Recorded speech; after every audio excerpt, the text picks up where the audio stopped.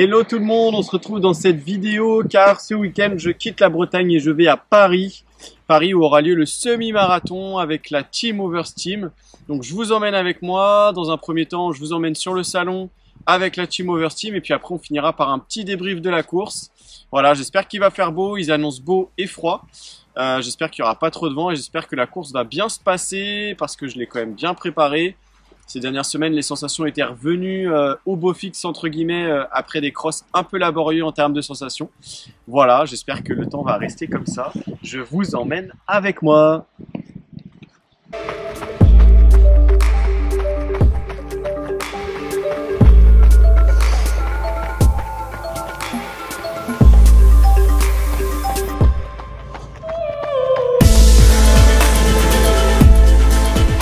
Bon, on est vendredi.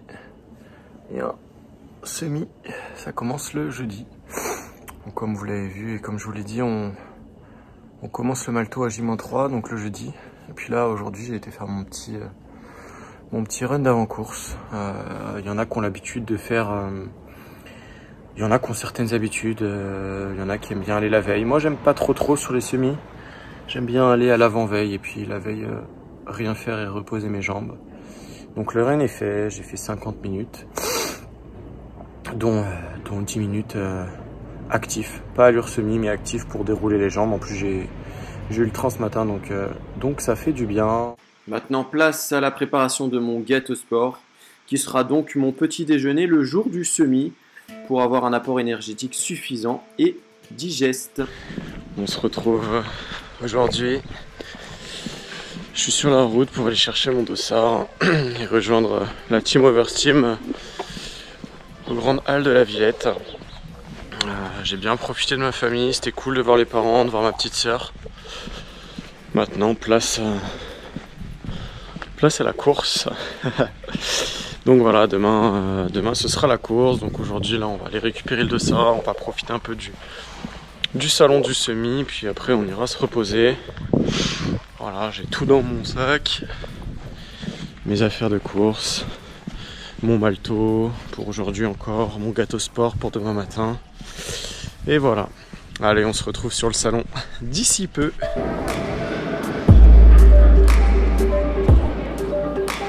Bon bah voilà, mon dossard est récupéré. Maintenant, je vais aller au point d'information pour faire valider mon SAS préférentiel parce que je n'avais pas pu le faire lors de mon inscription sur le site.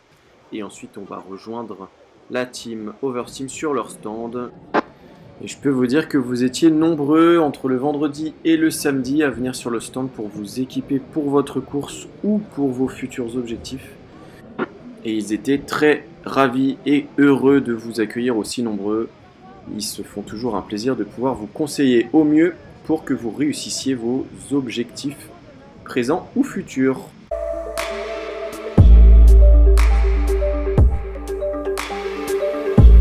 Overteam a profité de l'occasion pour souffler ses bougies d'anniversaire. Et oui, parce que si vous ne le savez pas, Oversteam fête cette année ses 40 ans d'expertise dans la nutrition sportive. Ça a débuté en 1982. Donc voilà, 40 ans dans la nutrition sportive, je peux vous dire que ça fait un paquet d'années d'expérience. Donc Overteam en a profité pour souffler ses bougies. Après une petite pause à l'hôtel, je suis parti à la recherche d'un restaurant. Il n'est pas trop tard. Comme ça, l'objectif, c'est de manger pas trop tard pour être à l'hôtel pas trop tard. J'aimerais bien être à l'hôtel pour 20h30. Comme ça, après, je peux me poser. Et puis, comme ça, je me mate un petit film ou une petite série. Et dès que je sens que je tombe, je pionce. Car demain, réveil à 6h du matin. Pouvoir manger, aller s'échauffer et être en bonne condition pour le semi. Allez, on est parti pour un petit repas. Bon bah voilà, le plat de pâtes est avalé. Direction l'hôtel pour préparer les affaires pour le lendemain et puis se mettre sous la couette. Bon bah voilà, le dossard est mis, tout est prêt pour demain. Là, on va aller se mettre au lit et regarder un petit film avant de s'endormir. Avec ma petite mèche là.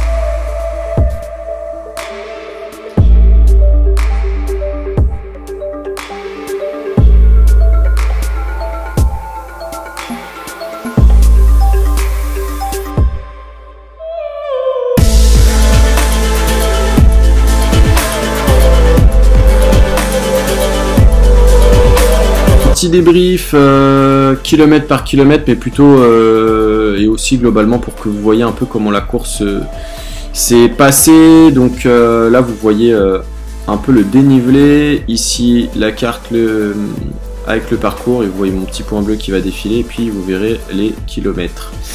Globalement en fait du premier au 8e ça allait pas trop mal, surtout du premier au 4 on va dire.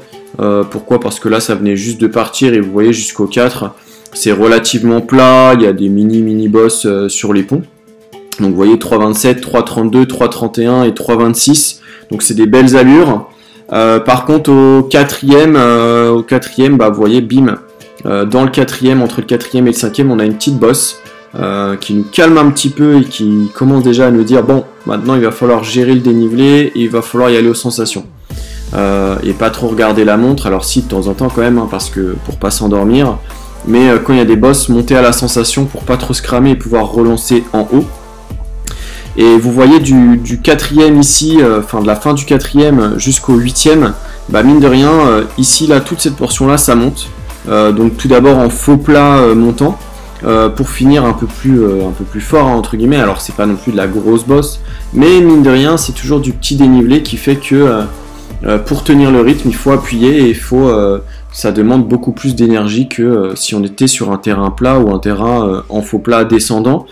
Et vous voyez au 8e 3,28, le 9e je passe en 3,37 et c'est là où au final je me suis fait un peu lâcher par le groupe avec lequel j'étais parce qu'ils étaient 3-4 secondes trop vite pour moi, ce qui fait que je me suis laissé décrocher pour rester dans mon rythme et pas trop me cramer, parce que si on va un petit poil trop vite que son allure, on peut le payer cash dans les derniers kilomètres.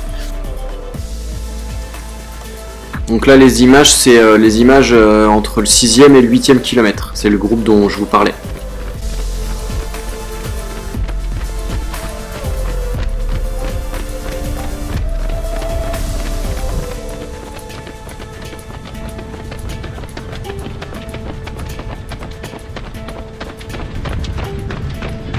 Très bien, ça va et toi?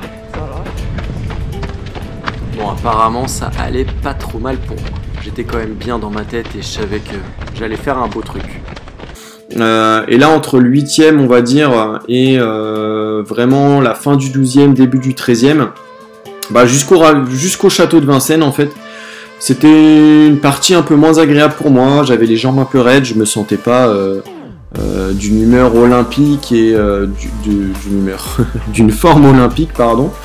Ouais, j'avais les jambes un peu raides, qui tapaient, je me sentais pas aérien, j'étais tout seul, j'avais des grandes lignes droites, donc c'était pas évident.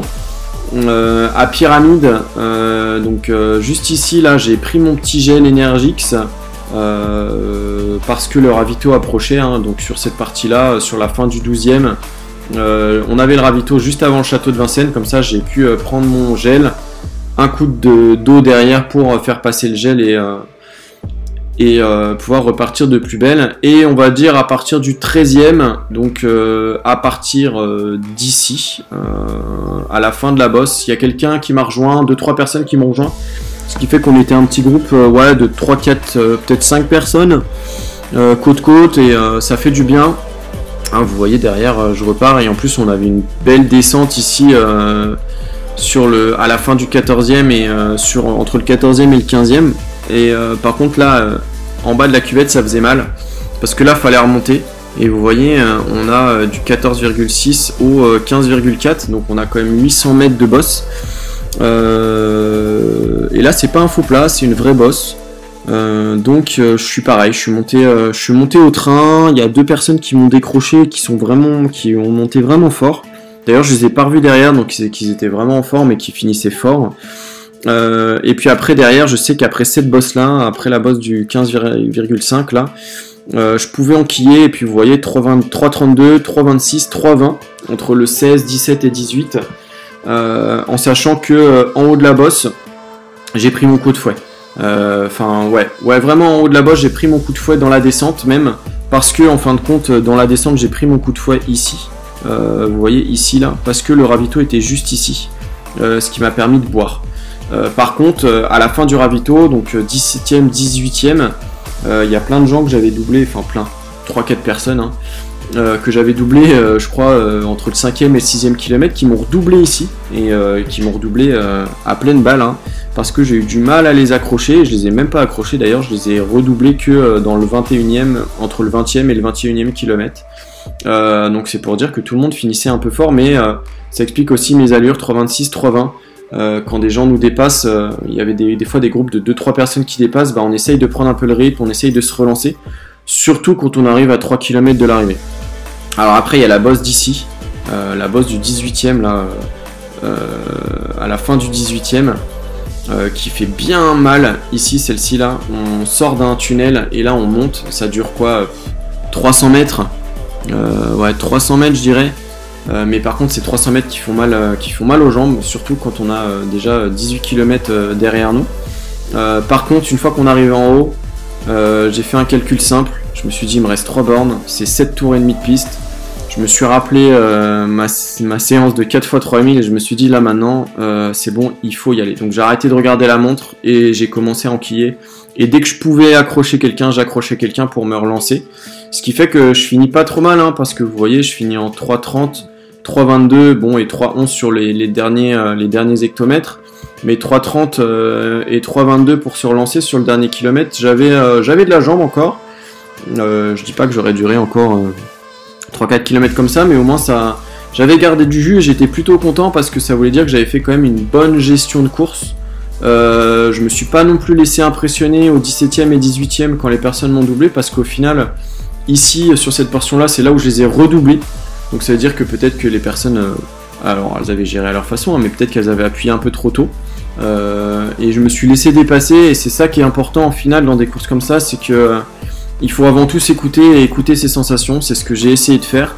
Donc du coup je suis plutôt content sur ma gestion de course, parce qu'au final ça fait un beau chrono, hein, 1,14,43, pour moi c'est un très beau chrono. Je viens de loin quand même, mine de rien, ça fait que 3 ans que je fais de l'athlétisme. Donc voilà, très content de ce chrono.